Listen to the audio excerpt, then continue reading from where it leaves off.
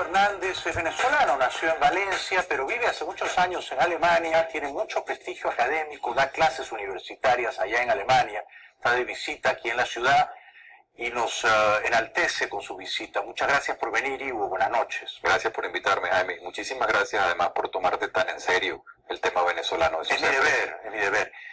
¿Cuán en serio se toman los alemanes el tema venezolano? ¿Aparece en la prensa, sale en la televisión, están pendientes o no tanto? Muy poco.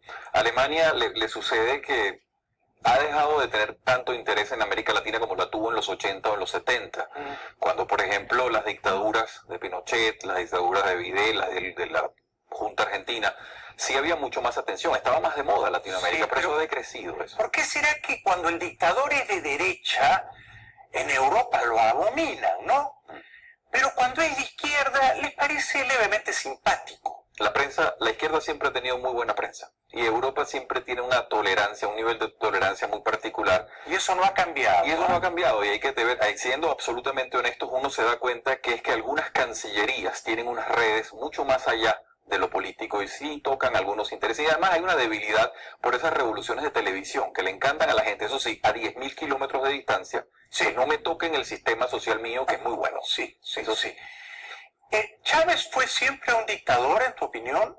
Tú eres un académico, me interesa tu opinión, tú sabes la mía, ¿no? Sí, yo creo que en la historia vindicará lo que uno pueda pensar al respecto. A mí me parece que Chávez Frías fue un caballo de Troya de Cuba, de Fidel Castro, que se dio cuenta de la oportunidad. Sí. Es un hombre que percibió en el año 94, cuando vio a este sujeto con su pobrísima formación, con aquella ignorancia rampante, sí, y mucha debilidad en su autoestima, Castro se dio cuenta que era un banquete. Algunas personas en Twitter lo han definido como, dice, le sorbió el seso, decía un periodista por allí. Le sorbió el seso. Decía tal cual un periodista. Y yo creo que sí pasó algo así. Castro, hay que recordar, Fidel Castro es más o menos como un Mickey Mouse de la escuela, de la izquierda latinoamericana. Es esa figura inconfesable que desde generaciones de personas que tenían 20 años menos que él, y podemos ubicar un montón de mandatarios latinoamericanos, hay una especie de atracción inconfesable por esa revolución que terminó siendo una cosa absolutamente desprestigiada y abominable.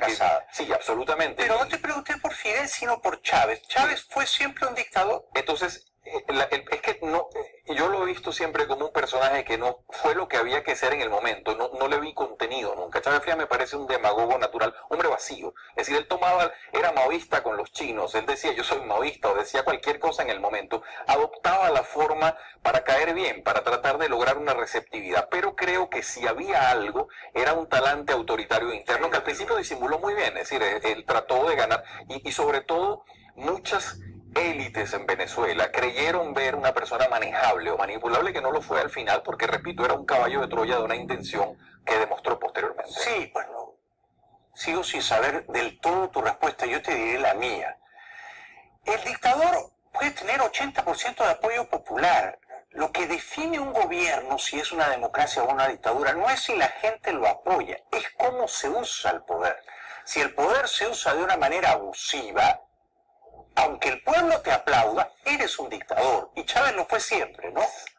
Eso pudiera ser normativamente correcto, pero hay que tener la capacidad económica.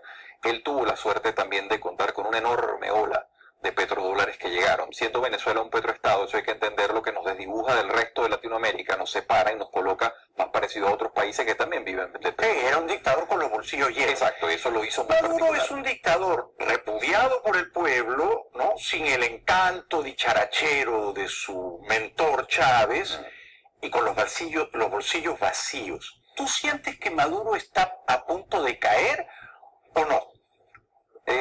No lo puedo decir así, porque un politólogo es una especie de profeta que camina mirando hacia atrás. Entonces uno siempre anda mirando el pasado para tratar de deconstruir fuerzas que sostienen al presente. O sea que si Maduro llegara a fin de año, no te sorprendería. Los arbotantes que le sostienen no son de despreciar, Jaime, eso hay que entenderlo. ¿Qué porcentaje representan, en tu opinión? Es que lo que pasa es que le sostiene un sector militar que en estos momentos está muy vinculado a ciertas fuerzas. Yo veo muchas fuerzas en Venezuela que la gente o no las declara totalmente, o no les... Yo creo que el sector de manipulación cubana, el mismo que introdujo ese software autoritario, eso que vemos funcionando allí, eso no es de despreciar. Hay que entender que todos los comunismos del mundo son muy potentes, lo que tienen es falencia económica, pero el aparato represivo y el espionaje es muy evolucionado, incluso de manejar la realidad. Eso que tú pusiste en los videos es extraordinario. Todos esos intentos de esas personas es buscando la verdad, Sí. porque la mentira oficialista en los sistemas comunistas es una cosa muy rara, porque es muy potente, pero apenas se le rasga, se desmorona. Y ese rasgar es lo que tiene que venir ahora. ¿Qué es lo que pasó en la cortina de hierro? Tú vives en Alemania, la Stasi hacía un trabajo de espionaje, de represión, de Exacto. delación, de asesinato a la personalidad de los opositores, realmente brutal. Sí. Pero un buen día se desmoronó todo, ¿no? Se desmoronó todo. ¿Qué hace falta para que se acabe de desmoronar Maduro, en tu opinión? Lo que está pasando, que es la gente dándole un sentido a la realidad. Incluso es importante entender que el liderazgo opositor se está viendo sobrellevado por esa realidad. La capacidad de dar sentido, la gente está pidiendo un cambio que es un cambio sustantivo, ya no queremos adjetivos, ya no se trata de adjetivar la situación de una manera u otra, hay que cambiarla. Si estamos enfrentando un sistema totalitario o que pretende ser totalitario, que pretende establecer ya con esta pseudo constituyente, que es una cosa que decretó este señor como un invento allí, como un estado comunal, que nadie sabe exactamente lo que es, pero todo se teme lo peor, porque es un disfraz para solamente poner la totalidad de un sistema. Te voy a hacer algunas preguntas difíciles, te pido perdón, es la naturaleza de mi oficio. Adelante. Algunos intelectuales tan brillantes como tú han pasado por aquí, por esta tribuna, y por ejemplo han dicho, los jóvenes se equivocan al arrojar piedras, deben ser rigurosamente pacíficos, se equivocan al devolver los gases lacrimógenos, no deben usar la violencia en ninguna de sus formas. ¿Cuál es tu opinión? Yo no tengo moral para decirle a un joven a quien le están robando el futuro que no puede tirar una piedra. Así de sencillo. Estamos de acuerdo. Es muy grave. Es decir, lo que estos jóvenes Tiene están derecho buscando a la defensa. es que no solo la defensa. Esa es una persona, y tú usaste la palabra se conculcó, hablaste de un joven de 20 años que ha fallecido. Sí. Ese joven no conoció otro sistema que la pesadilla que vive. No Exactamente. conoció el país que hubo, que es un país muy importante, un país que tenía una significación nacional y geopolítica a nivel de la región. Él no lo supo nunca, Sí. murió sin entender eso. Entonces, a ese joven yo no puedo decirle, tú no puedes pedir un futuro, se le está negando el futuro. Lo que esta dictadura le está pidiendo es colocarlo de servil, de esa élite militar, o narcomilitar, si se puede decir así, de unos personajes siniestros completamente, de un sujeto que aparece en la televisión con un palo amenazando. Eso hay que entenderlo. Venezuela no es eso. Y que la gente comprenda muy bien que Venezuela se desmarca completamente. El venezolano no es esa patanería vulgar y agresiva. El venezolano es una persona, por el contrario, siempre de buen humor, que ha sido solidario con todos sus pares latinoamericanos. Entonces, Eso hemos sido. estamos de acuerdo. El venezolano que está siendo masacrado tiene derecho a defenderse con piedra, con palo, con lanzallamas, con morteros artesanales. Es más, y yo te digo más, no te pido que estés de acuerdo conmigo. Si tiene una carabina de perdigones, perdigones van, perdigones vienen. ¿Por qué no? O por lo menos que disparen a las piernas de los represores. Nota el talante moral de los videos que acabas de poner, Jaime. Fíjate que esos jóvenes agarran un fusil y lo destruyen. Sí. Ahí está hablando un principio moral de no retribución de violencia con violencia, sino de querer un futuro, claramente. Eso es muy interesante. Hubo un gobernador de esta dictadura, que, bueno, afín a la dictadura, que el sujeto se le ocurre decir, en Venezuela vamos camino a ser Siria. Yo le diría, mire señor, usted está equivocado. En Siria, en estos momentos, eso es una guerra proxy, es decir, una guerra de representación de otros poderes que se dan encontrados Hay ahí. por lo menos 5 bandos armados. Y estos jóvenes acaban de abofetear ese concepto, porque ellos no quieren una guerra, lo que quieren es destruir las armas con las cuales se les hace la guerra a ellos. Si Venezuela no es Siria, si ese no es el símil correcto, ¿qué es Venezuela? Porque tampoco está cayendo Pinochet, tampoco está cayendo Fujimori. No. Sí que no tiene un precedente relativamente reciente que uno pueda decir se parece a eso. No, es la última metástasis de una cosa que empezó hace 100 años con la Revolución Soviética. Es la última metástasis del comunismo en activo. Ustedes están viendo morir una farsa, una narrativa que es mentira, una cosa que no tiene ningún asidero con la realidad y que vive de perpetuar una ideología falsa en la gente. Eso es lo que se está ¿tú haciendo. sabes qué es lo que va a terminar de matar a este régimen neocomunista? El iPhone. Puede ser. El teléfono móvil. Sí. Antes las fechorías, los crímenes de Estado no quedaban grabados. Sí. Ahora lo graba todo el mundo. ¿No te Es que, parece? volvemos al punto, esa verdad blindada de la cual vivían los totalitarismos, al rasgarse, y eso es lo que está haciendo el iPhone, Exacto. al rasgar ese Exacto. velo se desmorona la Se fuerza. desmorona. Eso es precisamente lo que está pasando. Se desmorona. O sea que en cualquier momento puede caer, pero claro, si no cae tampoco te sorprendería, ¿no? Aunque suene una contradicción, y entiendo lo que quieres decir allí, aunque suene una contradicción, tenemos que ser muy prudentes, porque son muchos años de preparar la estructura que se está sosteniendo. Sí. Entonces, ahí hay mucha artesanía de dominio. Lo que Castro produjo en Cuba no es una cosa que deba subestimarse. Hay que entenderlo. Y está fallando como fallan todos los comunismos por la economía, porque él pretendió hacer comunismo con un petroestado, y lo único que logró fue quebrar a la empresa petrolera. Brillante, regresamos con Ivo Hernández, intelectual, profesor universitario venezolano en Alemania. Es un país serio, no cualquiera es catedrático en Alemania. 2 minutos, no nos dejen solos. Ando con el brillante intelectual venezolano Ivo Hernández, que da clases universitarias en Münster, Alemania. Ivo, alguna vez escuchaba a Gallosa decir esto que es bien interesante, decía, las personas no pueden estar siempre peor porque en un momento se mueren, las personas se van a morir, ¿no? Pero los países sí pueden estar peor y peor y peor y cada año peor, ¿no? Y descendiendo a un círculo del infierno más hondo y tenebroso, como los 9 de Dante. Los países no se mueren, ¿no? Los países no se pueden suicidar, pueden estar peor.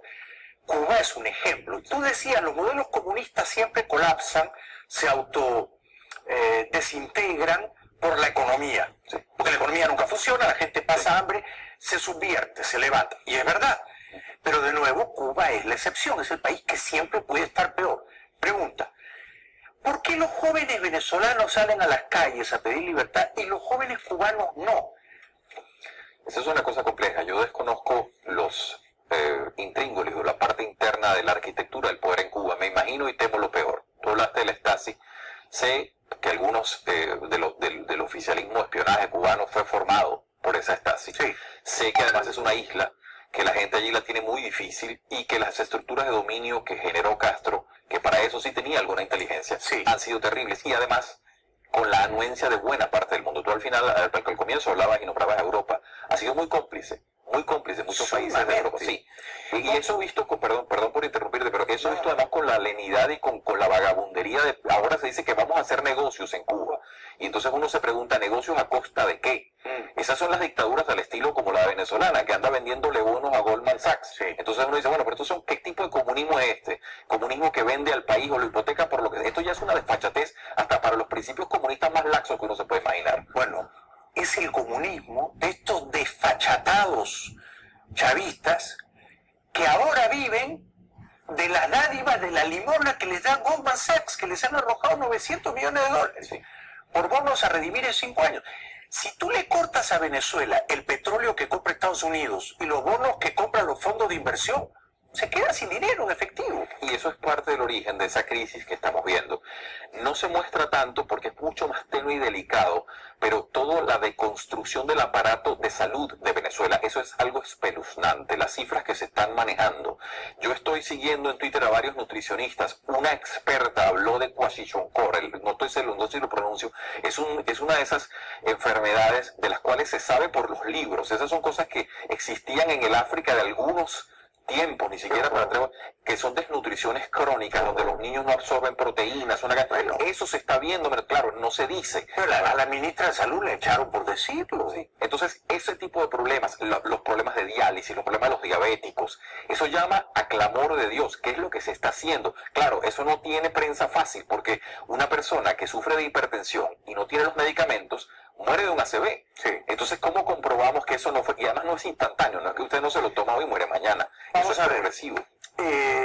Si Capriles te llama por teléfono y te dice, Ivo Hernández, ¿qué consejo me daría? Capriles, María Corina, qué sé yo, los líderes opositores, todo para mí muy admirable, ¿sabes? Todo muy admirable. Yo no distingo, yo no digo este es bueno y este es malo, todos están jugando ahí, ¿no? La vida, la libertad. ¿Qué le dirías a Capriles? ¿Qué más tiene que hacer la oposición? Cada uno de ellos tiene, hasta donde yo puedo saber, bastantes asesores y asesores buenos. No tan buenos, ¿ah? Entonces, yo lo primero que le diría, bueno, hay que escuchar a los asesores. Siempre es importante porque Pero ¿sabes qué le dicen los asesores? Habla con el Papa. No, yo le diría a Capriles, no hables más con el Papa, habla con Trump. El Vaticano no tiene helicópteros, no tiene regimientos, no tiene drones. Habla con el jefe. Ve a la Casa Blanca. El Capriles dice, no, me voy a hacer una foto con el imperio. Sacúdete de esos complejos. Lo que pasa es que en Venezuela la narrativa de la izquierda es una narrativa muy importante y ha manejado